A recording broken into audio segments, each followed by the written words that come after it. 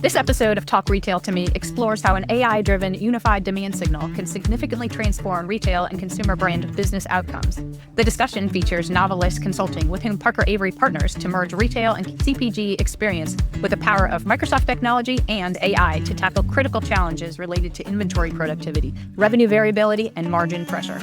We also examine the implications of integrating data from various internal systems and external sources. Good day, everybody. Today I am joined by our Chief Analytics Officer and Managing Partner, Sam Iosevich, along with Dilip Popat, who is an Executive Vice President at Novulis Consulting. Before we jump into the content, let's start with some introductions. And Dilip, would you mind telling us a little bit about yourself and your role at Novulis? Thank you, Tricia. It's a pleasure being here. I'm the Executive Vice President for Novulis Consulting for our Europe business. I'm based here in London, UK. Novulis is a Microsoft partner. We provide services around the Microsoft stack, from business applications to Azure to data and AI, some of our core practices. Prior to joining Novulis, I was with Microsoft and involved in various roles, including in the retail industry. My background started in retail. I spent a long career working for one of the largest grocery retailers here in the United Kingdom called Sainsbury's. Very good. Thank you. All right, Sam. Sam Iosevich, I'm the Managing Partner and Chief Analytics Officer here at Parker Avery.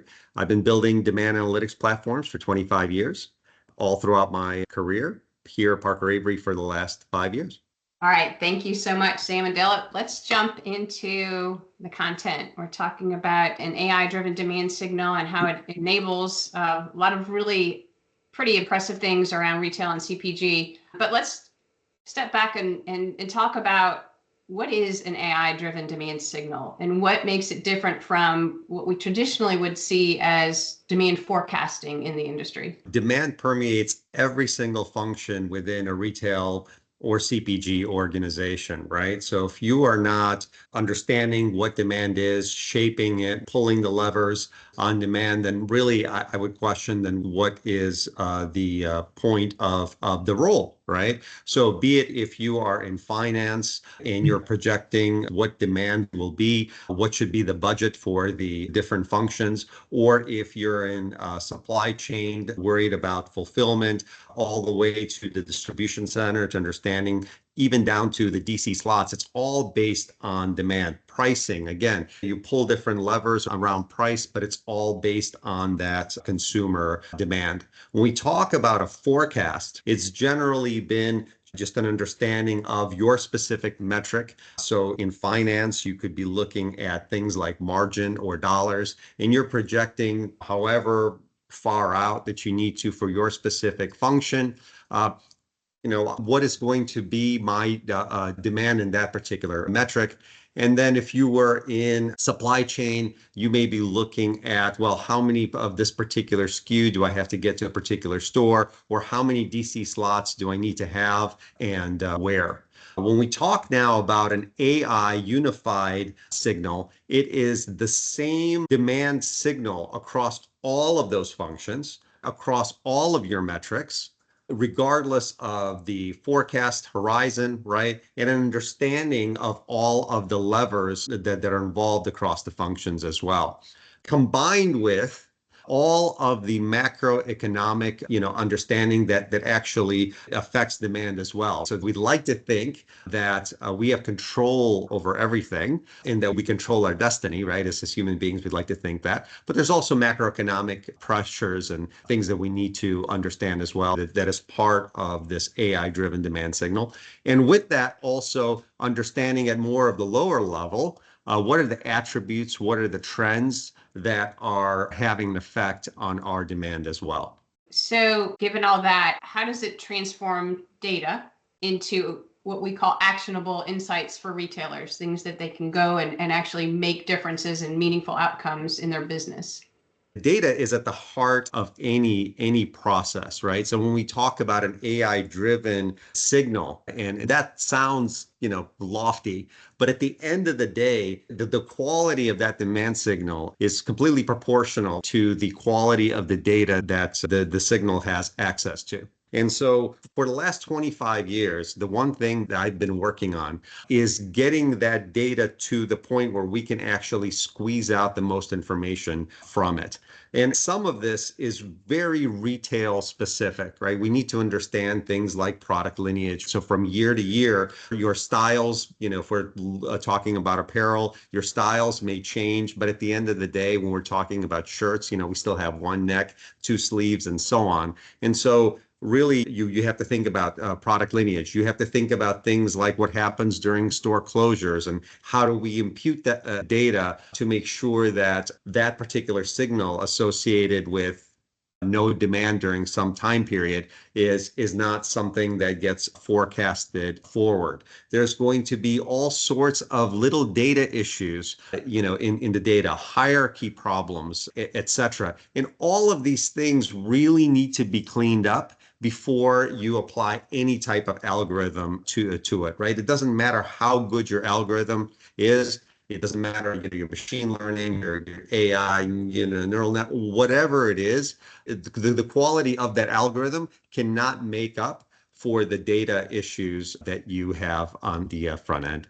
And that is really where I'm excited about the Novulis partnership as well, because, if you look at the Microsoft offering and its ability to ingest data from all of the different data sources within the organization, combined with the knowledge that Parker Avery brings to the table in terms of understanding hierarchy, understanding data issues, and actually working together to stage that into an environment, what we call the hypercube, which we can use to solve some of the most pressing issues that you have in retail. Yeah, I mean, it's really interesting, having also been worked in a retailer for many years. Retailers have always had a lot of data, and I think that's continued to grow. When you think about the vast amount of data retailers collect from loyalty systems, from their point of sale systems, their ERP systems, and clearly now through external channels, whether it's social media, weather forecasts. So that's always been a traditional sort of heritage for retailers to have a lot of data. But previously, as Sam mentioned, it really has been using that data in a historical manner, where you're kind of looking back to say, hey, what happened last Christmas? What happened last Thanksgiving? What happened in the last summer season or whatever? And you started sort of predicting future forecasts that impacted your store inventory levels, your supply chain movements, and so on.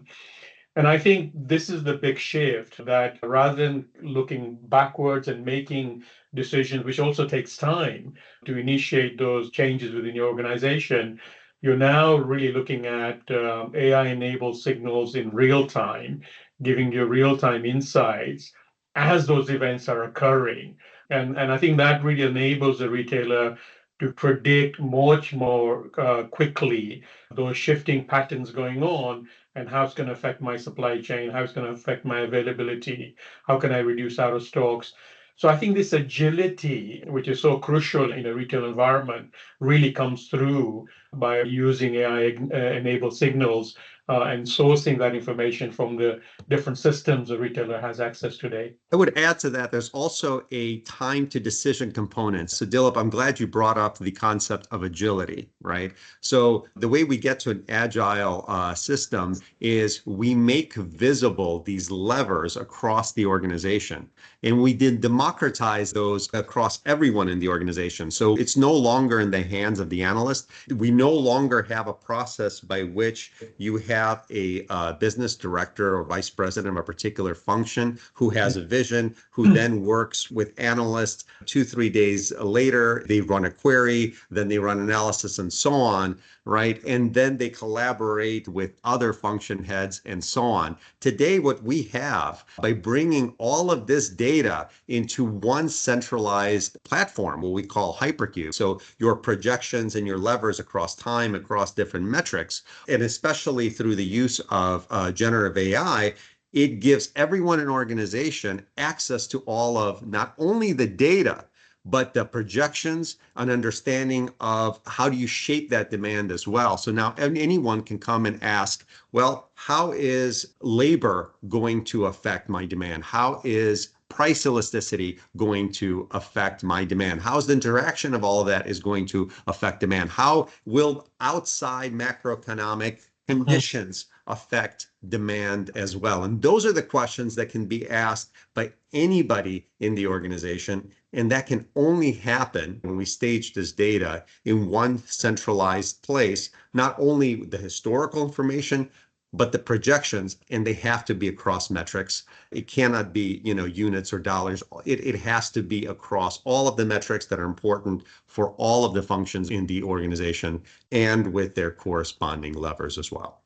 So we were talking about the actionable insights. I think it would help our listeners to understand some real world examples of recent work that the impact has had on retail operations, pricing, supply chain efficiency. I'll start from even the lower level and go on up to where we worked with a retailer to really understand how affecting price is going to affect multiple functions in the organization across the unified demand signal. So as they made a investment in pricing in particular categories, particular geographies, an understanding of what is not only is that going to do to demand, so an understanding of what the needs will be from a fulfillment perspective, but then also that translate that into what the needs will be from a store labor perspective as well. And that's in real time. And now the conversation is not only what this will mean to me from, let's say, a pricing function, but simultaneously what that means to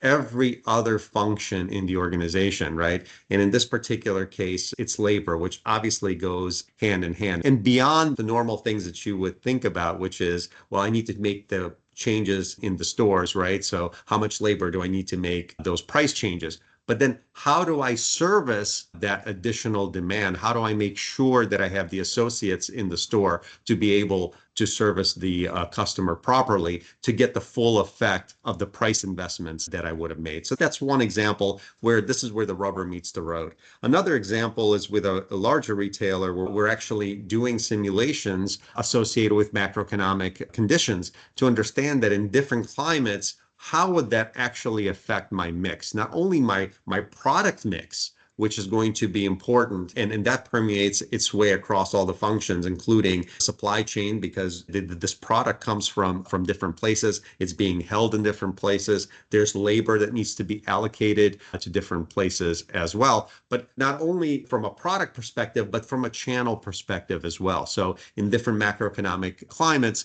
I am not only going to affect my mix, but I'm also going to affect my channel mix. And we're seeing that being more of a challenge as we move forward. Just publicly available data, right? I mean, I think many retailers who have started to use AI-enabled signals, and you've got reports like, for example, from McKinsey talking about 30 to 50% reduction, improvements or in demand forecast accuracy, right? Leading to reduction in out of stocks and overstocking, basically. So clearly there is a set of evidence already confirming that this type of process, this type of enablement really does give you this bottom line impacts, basically. And I think for me, it's also when you talk to retailers often, when you talk about AI, it comes across as a technology conversation. And yet this is really about the bottom line of a retailer's business. And as soon as you shift that conversation from that, yes, there is enabling technology, and yes, there is the advancement in AI we're seeing, but this is at the heart of a CEO's agenda. How can I essentially drive revenue growth? How can I compete more effectively? How do I retain my workforce? How do I make them much more efficient through the quality of decisions that my teams can make, essentially? So as soon as you kind of shift the conversation to say, this is really about your core KPIs that you can impact, I think the real interest grows and the excitement grows to say, hey, this type of technology can really allow me to hit those core KPIs. And I think that's really the importance of this conversation and technology being a critical enabler to achieve that. Dilip, you hit on a few interesting points here. So one thing that we talked about is, yes, the technology obviously is key, right? So we need to centralize the data. We need to understand the projection, same metrics across all of your functions, but there are enablers there, right? The execution is key. So there's a last mile component in terms of now getting that information to every person in the enterprise. How do you do that? That's kind of a last mile issue right there. How do you make sure that you get all of your data sources and cleansed and get it into the centralized signal? That's another component of this. But then there's another couple of things that we really need to address here. And one is a process, right? So when we're talking about a demand signal that goes across different functions, these functions are going to see the demand signal in their language, but then they're also going to have to collaborate. And so that collaboration, how does that happen? There's two things. There's the business process that's absolutely necessary discussion to have. So people are going to pull levers. That is going to cause some friction. So as you move that pricing lever and you're affecting how much labor needs to be at the store at a given time, how many DC slots do I need to make available because of these particular changes that I've made, there's going to be some friction associated with it. And there has to be a business process in place for that collaboration. And then also there's a change in the way that people think about their jobs, right? It's no longer, I'm working in a very siloed environment, right? I'm more of now a corporate citizen. And it's not like it's a new concept, but now AI actually enables this concept because we're allowing everyone to actually have access to not only the historical data, but the projections and also the levers that anyone can pull. So now I can have anyone ask that question and get answers, right? So now there's a mindset difference as well. And there's a change component to all of this as well. This represents a pretty huge change throughout the industry, and I don't think it's been addressed quite as much as it should be. Speaking of the collaboration across the enterprise, it's not only a physical and process and change component, there's the technology component of introducing a unified demand signal into a retailer's CPG company's technology environment.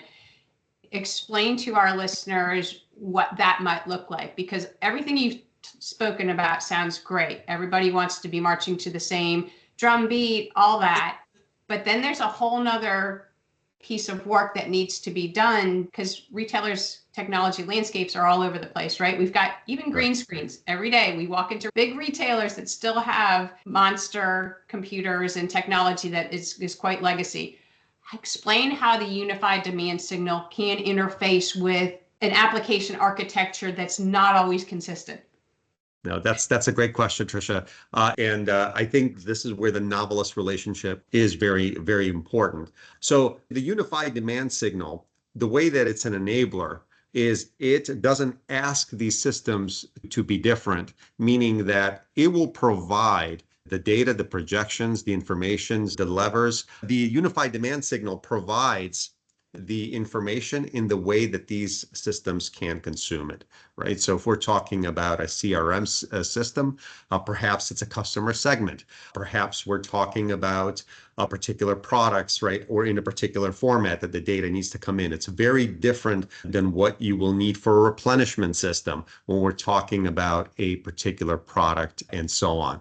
So the key here is speaking the language of the systems that you're dealing with. And of course, there is this last mile component. So you can have the data in the language that the system needs it. But now there's the formatting and putting the pipelines in place, right? This is the not sexy stuff, but absolutely the necessary stuff in communicating with all of these different functions that you're not going to replace, that are going to be there for a long time to come.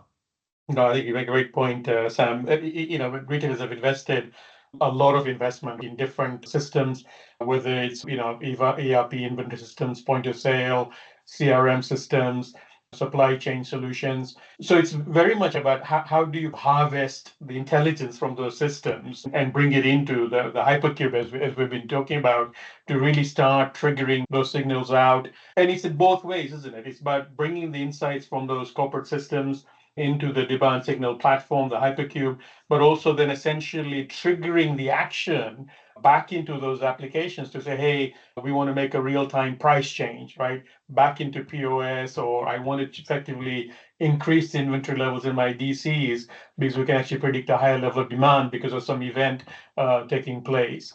And I think the good news is the systems are there. AI demand signals can be pulled from those applications. And it looks like, Sam, it's something that can start fairly quickly. You don't need to have a huge program, and looks like we can actually start even with some of your initial applications, get that initial ROI, and then expand out. Would you agree in terms of how a retailer should think about where do you start and how can I expand this capability across my enterprise? Yeah, absolutely. Dilip, you make a good point. Even though we talk about the idea of this is one demand signal across all of your functions, you need to start with a champion, right? And that could be whatever the burning platform is. And let's say that could be fulfillment. Typically, within 6 weeks, we can have a very usable demand signal for any one of those functions. And then you start to populate the demand or the signal into that function. And then slowly you make your way across the others.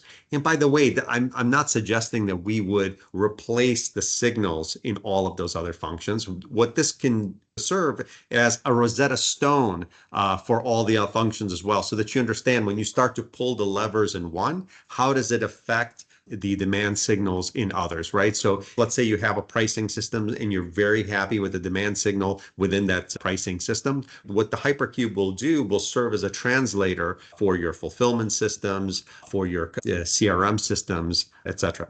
What's the next level? So we're here now and we've got a really pretty phenomenal way to integrate this unified demand signal, maybe starting with one function and then going around to the rest of the organization. What's the next level of value for retailers for an AI-driven demand signal? So there's two things that I'd like to mention there in terms of next level. One's going to sound a little bit more lofty. The other one is maybe not, but it is just as valuable. So let's start with the less lofty one, which is the supplier collaboration. We talk about this collaboration within the enterprise across these functions. But an enterprise's success also depends on the suppliers that you collaborate with. So one thing that you can start to do is open up these signals and going beyond just what the demand will be, just giving access and understanding of what some of these levers are for, let's say, the products for your suppliers. And you can open that up to them and you can have a very different conversation. And what that's going to drive is different SLAs as well. So as you provide this information, you can actually have a different relationship with your suppliers as well. And they become more integrated in your organization. And as they have issues, you're going to understand them well ahead of time, and you're going to be able to mitigate some of those challenges much more quickly. The other thing where it's the next level, but we're seeing this now, is this concept of agentic AI. And really, we're still working on large language models, right? It's generative AI, you can say, taken to the next level. But essentially, what we're doing there is we now give the power of models that we have built across the organization. We're putting them in one place, and then we're allowing folks to be able to run scenarios and have actually come back to us with suggested scenarios. So imagine a situation where you're $2 million behind your financial plan, right? You want to close the gap. So you can now start to ask, well, how do I close that gap?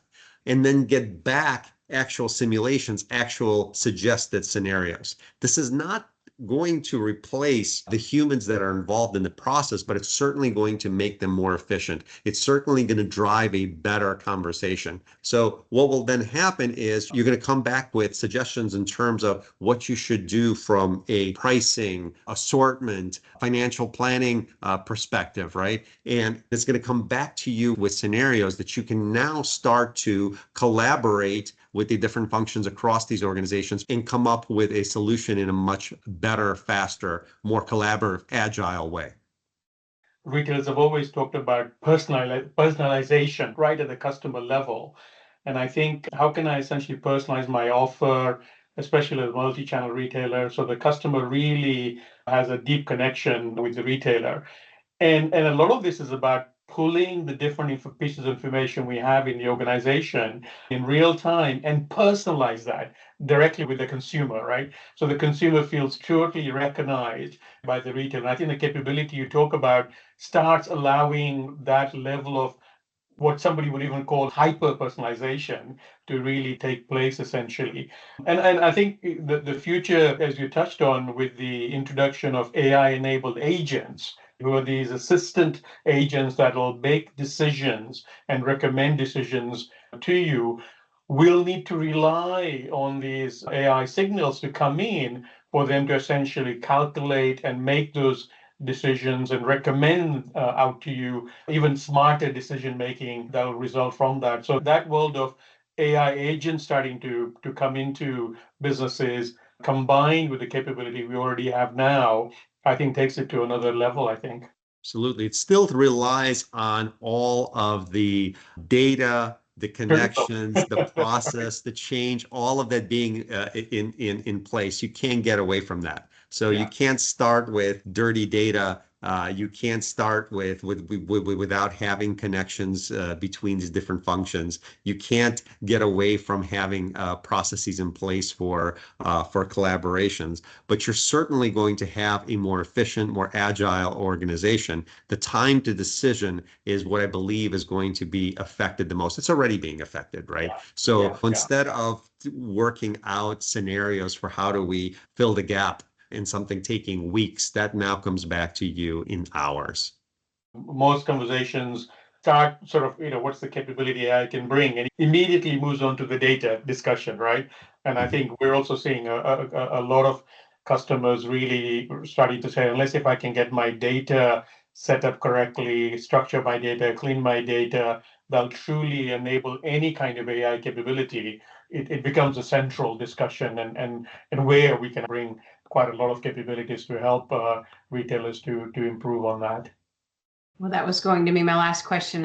What's the first step in getting started? And it sounds like it is really all about the data. And so for any kind of final parting words, can you give retailers, where do I start? Where do I begin on this journey to get a AI-driven demand signal? So I would say that you always start with a view of the end state.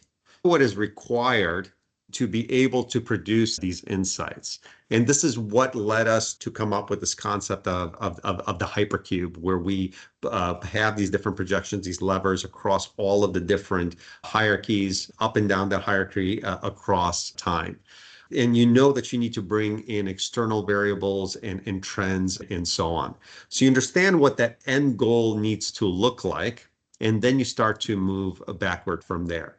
Also, do understand that this process never ends. There's always going to be more trend information that you're going to be bringing in, better macroeconomic variables, more internal levers that you can pull. And so this is a never-ending process, nor should it be.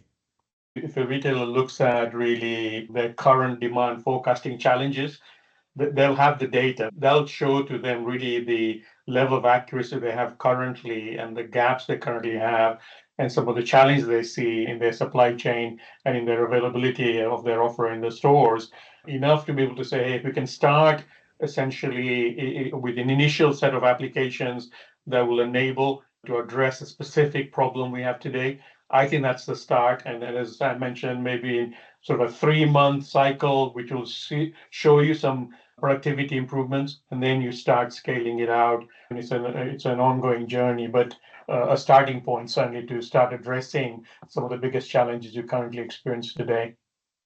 So data is the challenge, but you shouldn't be afraid to get started. It's not like you can't start on the AI road because my data is not where it needs to be. The answer is your data will never be where you need it to be, but you should always be working on that data because that is the biggest component of getting AI right. Well, gentlemen, thank you so much for joining me on our Talk Retail to Me podcast. Very insightful. I'm excited about this. I hope, I know our listeners are really trying to understand how AI is really going to impact their operations. As we saw at NRF, it is not a nice to have anymore. It is table stakes. So with that, I appreciate your time today, and we'll see you on the next episode of Talk Retail to Me. Thanks, Tricia. Thanks, Dilip. It's a pleasure. Thank you very much. Bye. Bye-bye. That's a wrap for this episode of Talk Retail to Me. If you have questions related to today's topic, please visit our website at parkeravery.com to learn more and to contact us. Also, we'd love it if you shared Talk Retail to Me with any of your colleagues. It's streaming on all the major podcast platforms, and the videos are available on our YouTube channel. For more Parker Avery industry expertise and advice, be sure to follow us on LinkedIn and Twitter.